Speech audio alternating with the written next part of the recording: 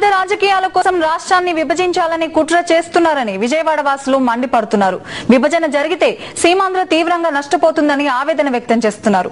పదవులకు రాజీనామాలు చేయకుండా సీమాంధ్రకు చెందిన కాంగ్రెస్ టీడీపీ నేతలు డ్రామాలు ఆడుతున్నారని ఆగ్రహం వ్యక్తం చేస్తున్నారు. మరిన్ని వివరాలు మా కరెస్పాండెంట్ రామకృష్ణ బెజవాడ నుంచి అందిస్తారు.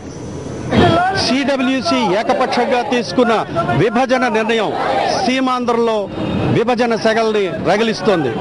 సీమాంధ్రలో అన్ని వర్గాల ప్రజలు రోడ్ల మీదకి వచ్చి ఆందోళన నిర్వహిస్తున్నారు. ప్రస్తుతం విజయవాడ సబ్ కలెక్టర్ కార్యాలయం ముందు వైఎస్ఆర్ కాంగ్రెస్ పార్టీ నిర్వహిస్తున్న నిరసన ప్రదర్శనల దగ్గర మనం ఉన్నాం. ఇక్కడ నేతలు, మహిళలు, డాక్టర్లు, మేధావులు, వివిధ వర్గాలకు చెందిన ప్రతినిధులు ఉన్నారు. వాళ్ళతో మాట్లాడి వాళ్ళ అభిప్రాయాలు తెలుసుకుందాం. చెప్పండి ఉదయభాను గారు, ఇప్పుడు సిడబ్ల్యూసి నిర్ణయం ప్రకటించిన తర్వాత సీమాంధ్రలో ఈ ఉద్యమం జరగడానికి అనేక విషయాలు ప్రస్తావనకు వస్తున్నాయి. ముఖ్యంగా జలవనరులకు సంబంధించి దాని గురించి మీ అభిప్రాయం? ఇవాళ సిడబ్ల్యూసి సమావేశంలో ఆంధ్రప్రదేశ్ని విడగొట్టాలి, ప్రత్యేక తెలంగాణ ఇవ్వాలని చెప్పే నిర్ణయాన్ని తీసుకోవడం అనేది ఇది అప్రజాస్వామ్యం. ఈ రాష్ట్రంలో ఉన్న జనాభా ఎవరు కూడా ఒప్పుకోవడం లేదు. ముఖ్యంగా ఈ రాష్ట్రాన్ని విడదీయటం వల్ల జల సమస్య చాలా తీవ్రంగా ఉంటుంది. ఇవాళ ఆంధ్రప్రదేశ్కి ముఖ్యమైన నదులు గోదావరి, కృష్ణా నదులు.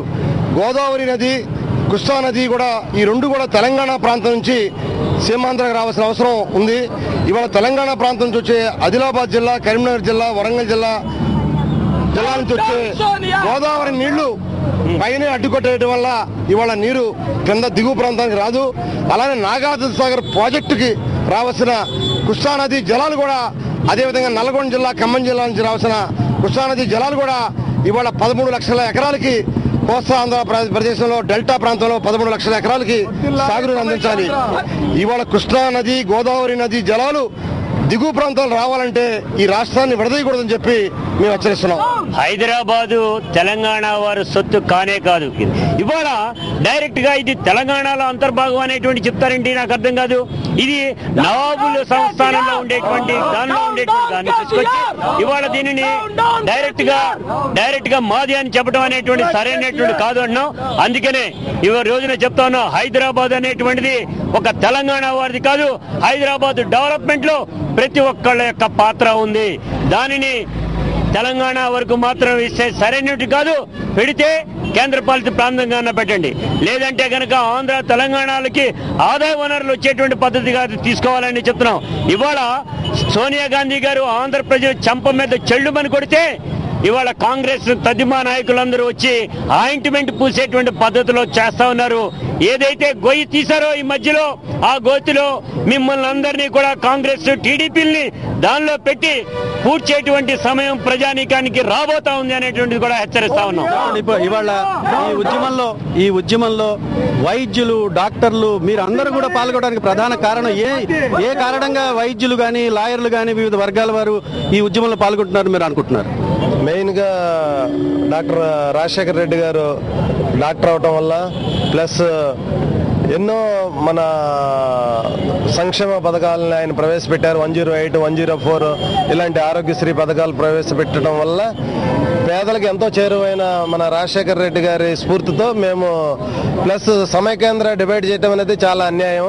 అదేవిధంగా ప్రతిష్టాత్మకమైన కార్పొరేట్ హాస్పిటల్స్ కానీ, ఉస్మానియా జనరల్ హాస్పిటల్స్ కానీ, గాంధీ హాస్పిటల్ కానీ, నీలోఫర్ కానీ ఇలాంటివన్నీ డెవలప్ చేసింది ఈ Rayalaseema, coastal Andhra professors and head of the departments.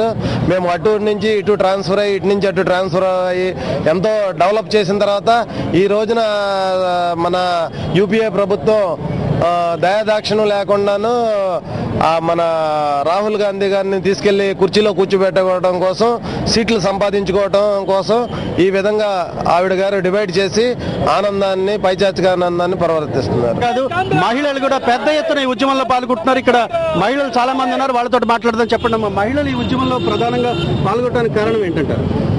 మహిళలు ఈ ఉద్యమంలో కాదండి, దేని కొరకు చూసినా సరే సోనియా గాంధీ గారి రాష్ట్రాన్ని విభజన చేయాలనే చూస్తున్నారు.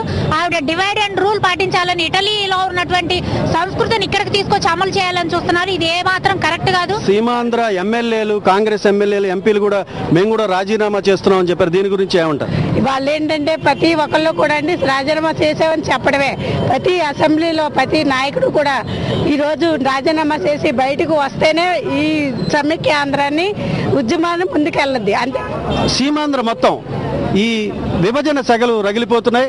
ఎక్కడ చూసినా అన్ని వర్గాల ప్రజలు రోడ్డు మీదకి వచ్చి తమ నిరసనలు వ్యక్తం చేస్తున్నారు. విభజన అంటూ జరిగితే ఏకపక్షంగా జరగడానికి వీల్లేదు. స్టేక్ హోల్డర్స్ అందరితోటి మాట్లాడి న్యాయంగా అందరికీ న్యాయం చేసేటట్లయితేనే మేము అంగీకరిస్తామని చెప్తున్నారు. లేకపోతే సమైక్య ఆంధ్రలోనే మేము కొనసాగాలి, అందుకు మేము ఎలాంటి ఉద్యమానికైనా సిద్ధమని